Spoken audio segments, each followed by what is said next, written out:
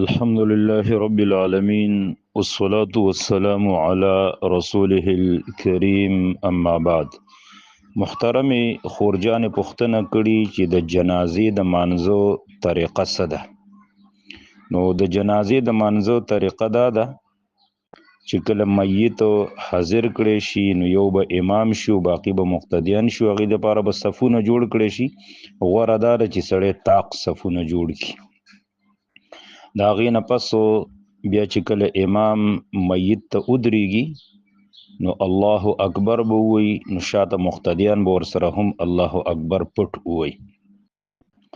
د هغې نه پس چې بیا کله ودرېږي نو بیا به سورة الفاتحه اولولي. کوم چې موږ تاسو په دې مانځه کې یو سورة الفاتحه د الحمد نواله تر د ولد دوالین امینه پورې، او که د دې سره بیا صورت وغیره لولي نو هم ور سره لوستلی شي. په پټ اواز باندې سورة الفاتحه لوستلی شي او د دې سره صورت، او په جهر په اوچت اواز باندې هم لوستلی شي او د دې سره صورت. دواړه طریقې احادیثو کې ثابت دي چې چا په کوم باندې عمل وکړو جایز ده. د هغې نه پس چې بیا کله بل الله اکبر وویلی شي نو هغې نه پس به بیا درود شریف وي.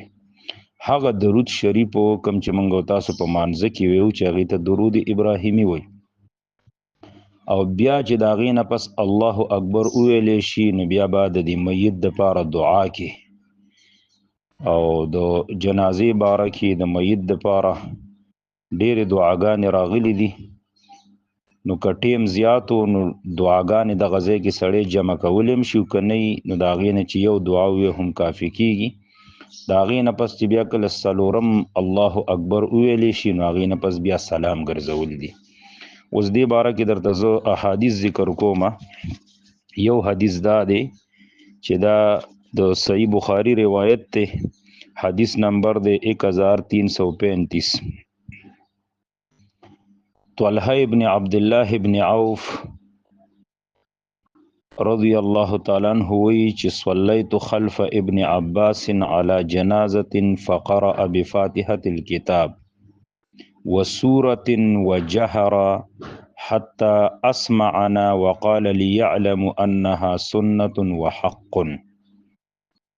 وی ما په عبد الله ابن عباس رضی الله تعالی عنہ پسې د جنازې مونځ وکړو، یعنی هغه امام و مونږ پسې شاته ولاړو. نو عبد الله ابن عباس رضی الله تعالی عنہ په جنازه کې سورة الفاتحه ولوستله، او د هغې سره یو سورت په اوچت اواز باندې ولوستو، دومره په اوچت اواز باندې حتی اسمعنا چې موږ واورېدو. او بیا عبد الله ابن عباس رضی الله تعالی عنہ وفرمایل چې لیعلم انها سنة وحق. دا په جهر باندې ما په دې وجه باندې وکړه چې تاسو ته پته ولګي چې دا سنت او حق کار دی. نو په دې کې چې دا کوم الفاظ دي وسورة وجهر حتی اسمعنا، نو دا بیا په روایت د نسائی کې راغلی دي ورسره. صحیح حدیث ته 1989. او دغه د بخاری الفاظ دي چې صلیت خلف ابن عباس علی جنازه فقرأ بفاتحة الكتاب لیعلم انها سنه. دغه د بخاری دی او دا نور ورسره د نسائی دي، یعنی دواړه احادیث چې راجمع کړي نو دغه طریقه ته راوځي. د قرنګ بل چې کوم عام حدیث راځي د عام منځونو په باره کې، چونکې جنازه منځ دی لا صلاة لمن لم يقرأ بفاتحة الكتاب، نو دغه حدیث عمومیت هم شامل دی جنازې ته، چې د فاتحې نه بغیر هیڅ منځ نه کیږي. نو جنازه هم چونکې دا منځ دی. دغه روایت هم د بخاری روایت دی. باقی کم خلق چې په جنازه کې دا سبحانك اللهم وی، او بیا خاص کر په دې کې هغه الفاظ وی وجل او ثناؤک، نو د دې هیڅ ثبوت په احادیثو کې نه دی راغلی چې چرته نبی علیہ الصلوۃ والسلام جنازه کړي او په هغې کې سبحانك اللهم ویلی، یا صحابه کرامو جنازه کړي او په هغې کې سبحانك اللهم ویلی، بلکې دغه صفا حدیث کې د سورة الفاتحه ذکر راغلی دی.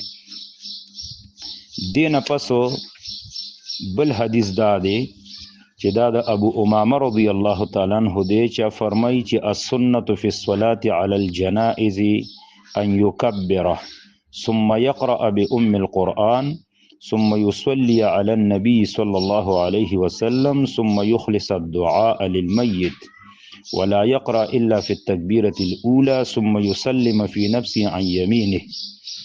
دا حدیث چې کوم دی دا د منتقى ابن جارود کې دی، حدیث نمبر دی 540، سند بالکل صحیح دی. مصنف عبدالرزاق هم راوړی، دریم جلد صفحه 488، حدیث نمبر دی 400، حدیث نمبر دی 6428. ګوره دې حدیث کې د جنازې طریقه ذکر ده.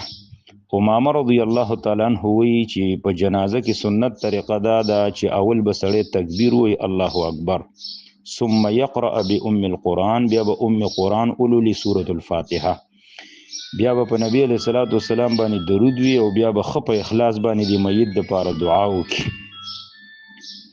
او دا غي نه پس به بیا په پټه باندې د ځان سره سلام وګرځي خي طرف ته.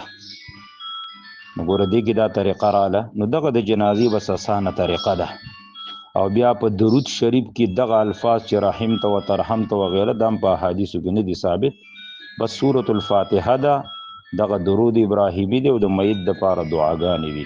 والله اعلم. هذا وبالله التوفیق.